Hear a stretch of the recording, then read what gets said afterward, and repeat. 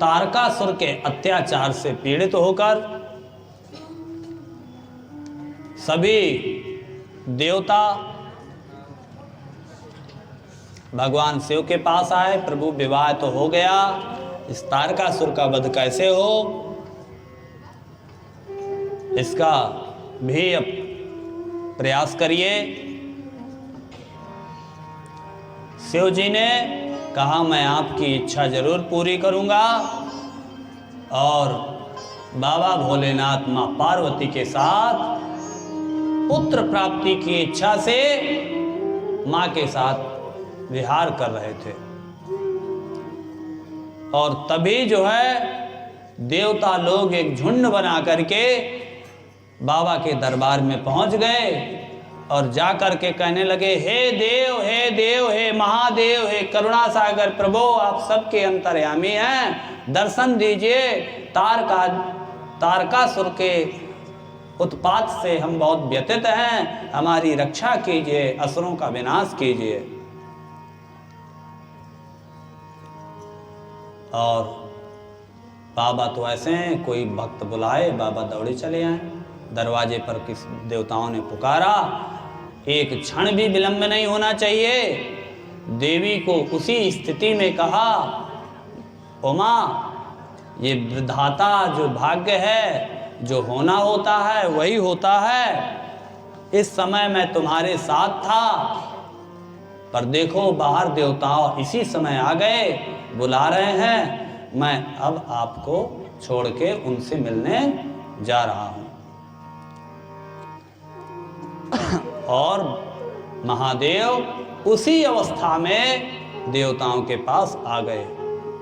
शिव ने कहा, मैंने आपके अभिप्राय को जान लिया, पर हे देवो, जो होना था वह तो हो गया।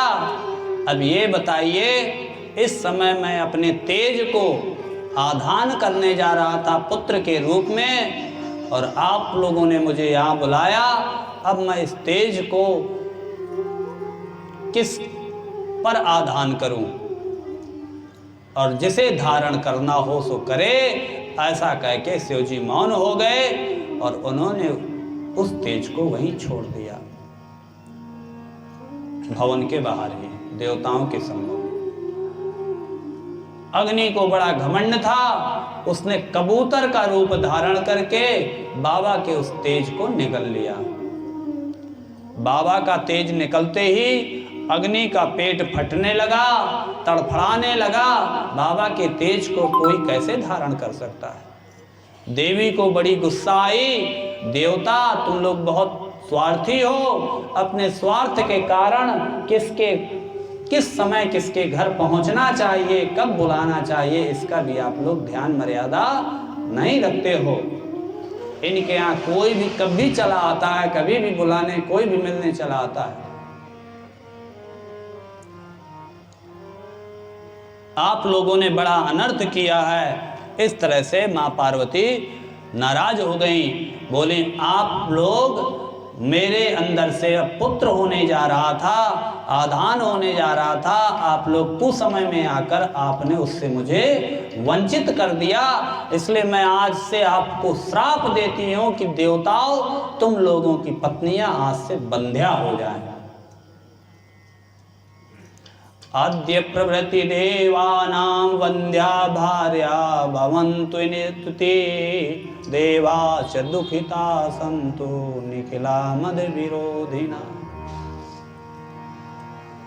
और अग्नि, तुम्हें शर्म नहीं आई किस चीज को खाना चाहिए, किसको नहीं। तुमने कबूतर का रूप धारण करके बाबा के इस तेज को भक्षण किया, तो अब तुम सर्वभक्षी हो जाओ, कुछ भी खाओ और सदैव दुख को प्राप्त करोगे। तुम्हें शिव तत्व का ज्ञान नहीं है, मूर्खो, हे सठ, दुष्टों में महादुष्ट, बड़े दुर्बुद्धि हो, जो तुमने शिव के तेज का भक्षण कर लिया। ये अच्छा नहीं किया। ऐसा श्राप देकर मां पार्वती गुस्सा होकर, क्रोधित होकर, आवेश पूर्वक अपने आवास के अंदर चली गई। शंकर जी अंदर गए, उन्होंने मां पार्वती को प्रयत्न पूर्वक भली भांति समझाया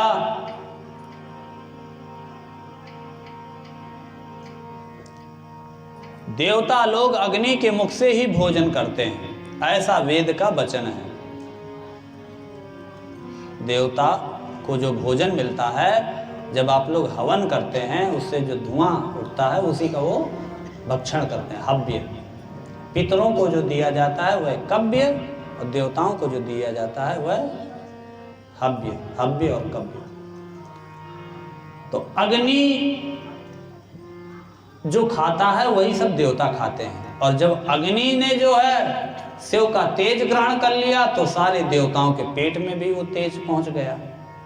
अब अग्नि के साथ सारे देवता तड़फड़ाने लगे, पेट फूलने लगा, हाहाकार मच गया, सब मरने लगे। हे सदाशिव रक्षा करो, क्या करें, हम तो मर रहे हैं, क्या दुर्गति हमारी हो रही है। शिव ने कहा, अरे मूर्खो, उस तेज को उगल दो, तुम्हारे बस का नहीं है। और उन लोगों ने उस तेज को, अग्नि ने जब उगल दिया, वमन कर दिया, उसके बाद वह तेज पृथ्वी पर गिरकर पर्वताकार हो गया, अंतरिक्ष का स्पर्श करने लगा। सभी देवता शिव की स्तुति करने लगे, अग्नि को बड़ी शांति मिली, प्रार्थना करने लगे, बोले, हे देवादिदेव महेश्वर, मैं मूर्ख था, मैं तो आपका सेवक हूँ, मेरे अपराध को क्षमा करें, मेरे अंदर की जो ज्वलनशीलता थी उसका निवारण कर दें, तब मुझे जाकर शांति मिलेगी। उसके बाद उस तेज को पर्वत से जल के माध्यम से गंगा जी से बहते बहते, गंगा जी में जब वो तेज आया, गंगा जी उसको सहन नहीं कर पाई, उसके पूर्व में पर्वत भी नहीं सहन कर पाया तो उसने गंगा जी में छोड़ दिया, गंगा जी ने सहन नहीं कर पाया तो सरकंडों का एक खेत था, उसके किनारे छोड़ दिया। सरकंड ये ईख,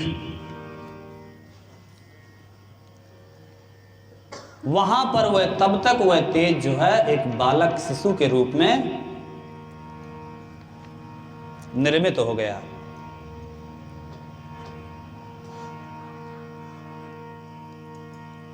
कौन सा दिन था वो? मार्गशीर्ष महीने के शुक्ल पक्ष की षष्ठी तिथि थी। उस दिन शिवपुत्र का पृथ्वी पर प्रादुर्भाव हुआ।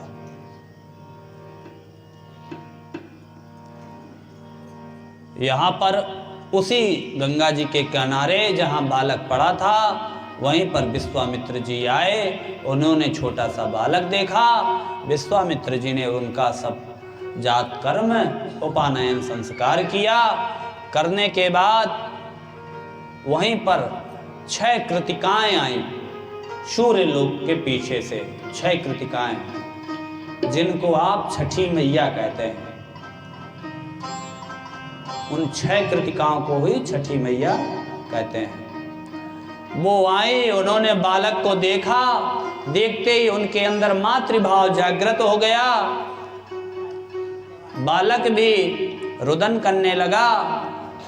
एक ने उठाया, अपने वक्षस्थल से लगाया। दूसरे की भी इच्छा हुई, मैं भी इस प्यारे बच्चे को दूध पिलाऊं। बालक ने विचित्र लीला की और 6 माताओं के सामने 6 मुख बना लिए। इसलिए तब से वो षडानन षण्मुख हुए। बोलिए षडानन कार्तिकेय भगवान की। सभी माताओं का दुग्ध पान किया। बड़ी प्रसन्न हुई माताएं। इनका पालन पोषण हम करेंगी। उस कार्तिकेय को लेके, षडानन को लेके सब अपने धाम चली गई। वहां पर उनका वो अपने पुत्र की भांति पालन पोषण करने लगे।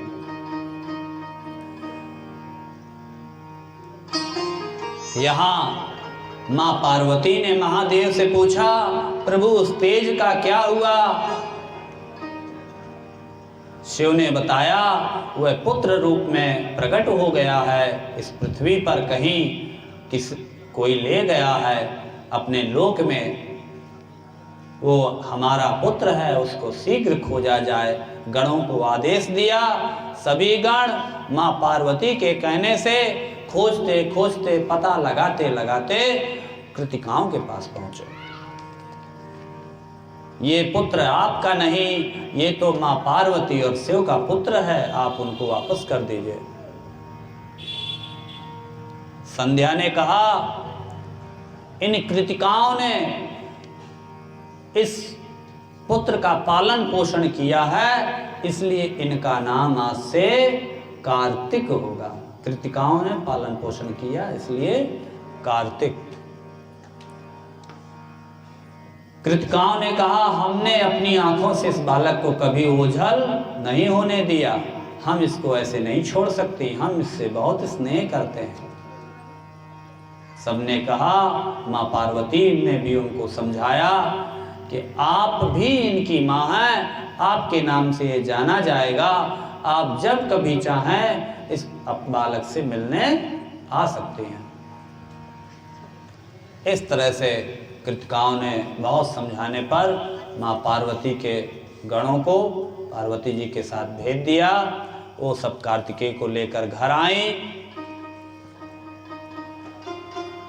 शिव पार्वती बड़े प्रसन्न हुए अपने पुत्र को पाकर के, बाल लीलाएं करने लगे, विभिन्न प्रकार की बाल लीलाएं होने लगी। यहां देवताओं को लगा कार्तिकेय प्रकट हो गए। उन्होंने कार्तिकेय को अपनी सेना का सेनापति बनाया।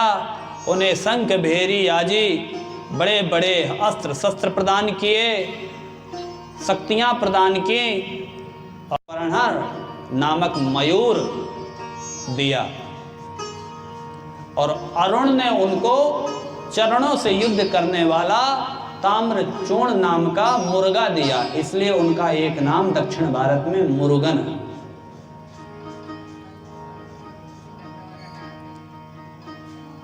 कामदेव ने प्रसन्न होकर कामास्त्र गदा, कुबेर ने भी गदा, सूर्य ने मन की गति से चलने वाला रथ, कवच, यमराज ने यमदंड, चंद्रमा ने अमृत पूर्ण घट दिया। विभिन्न अस्त्र शस्त्र सभी देवताओं ने दिया। हरि ने प्रेम से उनको ब्रह्मांड का अधिपतित्व दिया। सभी ऋषियों के साथ सभी देवताओं ने प्रणाम किया, विभिन्न स्तोत्र से उनकी पूजा की। कुमार कार्तिकेय ने बड़ी ऐश्वर्यमयी लीला की।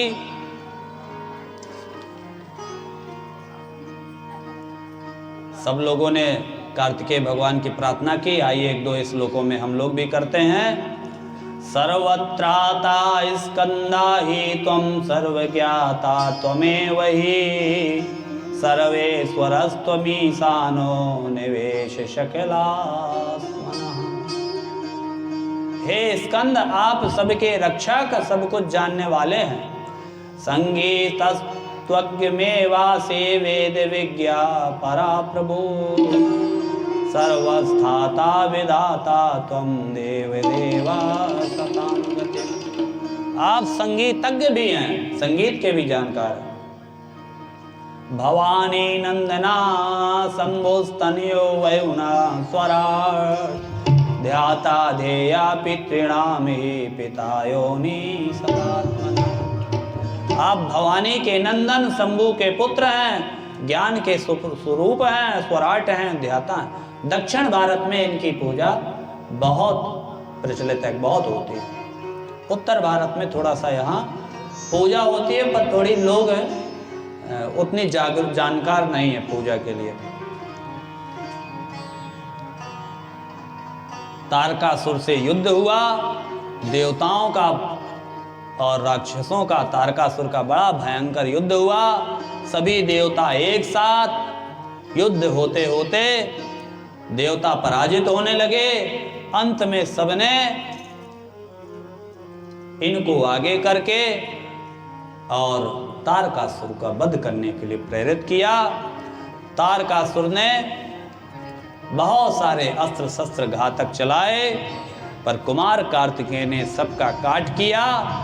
अंत में अपनी शक्ति से तारकासुर का वध कर दिया। बोल के तारकासुर मारने वाले भगवान कार्तिकेय की जय।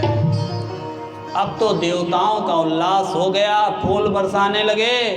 बहुत अच्छा हुआ, बहुत बड़ा कार्य था जो अब जा करके पूरा हुआ।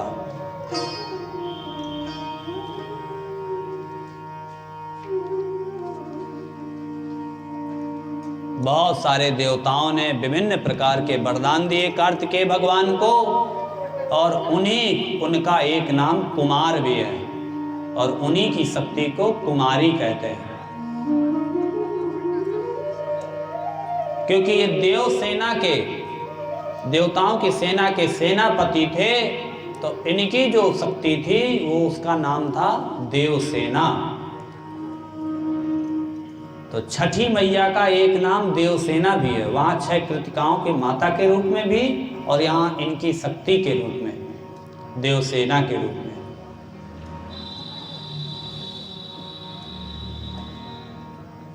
जो 16 मातृकाएं हैं, 16 आप लोग कभी कोयबर में 16 टिपकी लगाते हैं, उनमें से एक होती हैं जिनका नाम है देवसेना।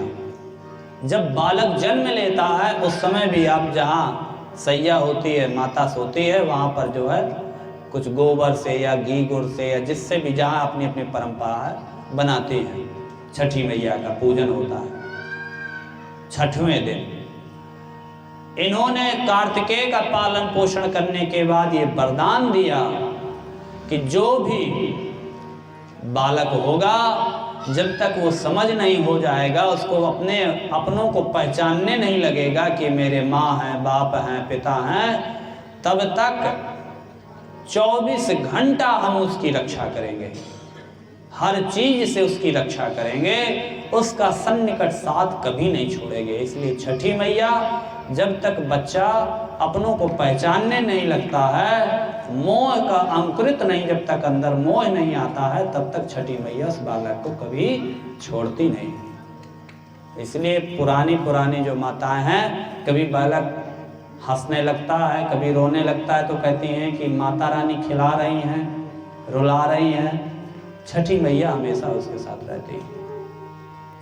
उन्हीं छठी मैया को हमने अभी सूर्य षष्ठी के दिन, दीपावली के बाद पूजन किया। लगभग वही विधि विधान, क्योंकि बिहार में बहुतायत में सरकंडा पाया जाता है, गंगा जी से बहते बहते वहीं पर सूर्य का ही अर्घ, उसी तरह की प्रार्थना, वही छठी, वही सारी चीजें, और पुत्र की ही कामना से वो व्रत किया जाता है। सरोवर या गंगा किनारे जाकर,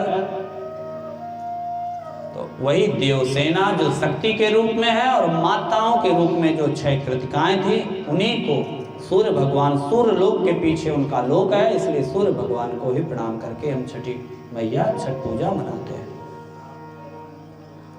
ये कथा भगवान कार्तिकेय से जुड़ी है।